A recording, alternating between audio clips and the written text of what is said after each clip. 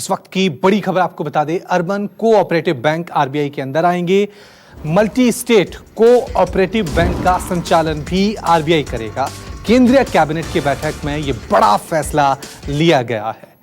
इसके तहत urban cooperative bank जो होंगे वो आरबीआई के अंडर ही अब आएंगे, यानी उनका संचालन जो है वो आरबीआई ही करेगा। चलिए इस खबर पे और ज्यादा अपडेट के लिए अब सीधा रुक करते हैं हमारे संवाददाता मनीष का। मनीष, क्या कुछ जानकारी मिल पा रही है?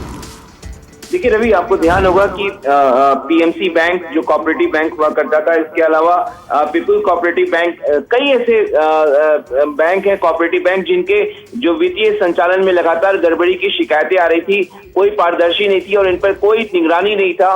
तो सरकार ने लगातार ये मांग करी थी कि इन बैंकों को आरबीआई क्यों नहीं रेगुलेट करती है। तो इसके बाद आपने देखा कि कई बार पिछले दफा कई बार ग्राहकों को दिक्कत हुई, उनको पैसे निकालने में, कोऑपरेटिव बैंकों से अपने खातों से पैसे निकालने में काफी दिक्कतें हो रही थी। सरकार ने अब फैसला लिया है कि इन सभी कोऑपरेटिव बैंकों को अब आरबीआई रेगुलेट करेगी।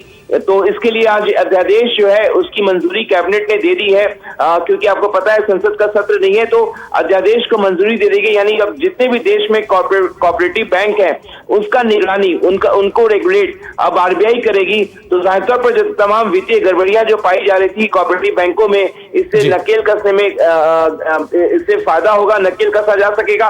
साथ ही साथ ग्राहकों का जो पैसा है, उनकी जो गाड़ी कमाई इन बैंकों में जो रखा हुआ है वो उसको सुरक्षित किया जा सकेगा।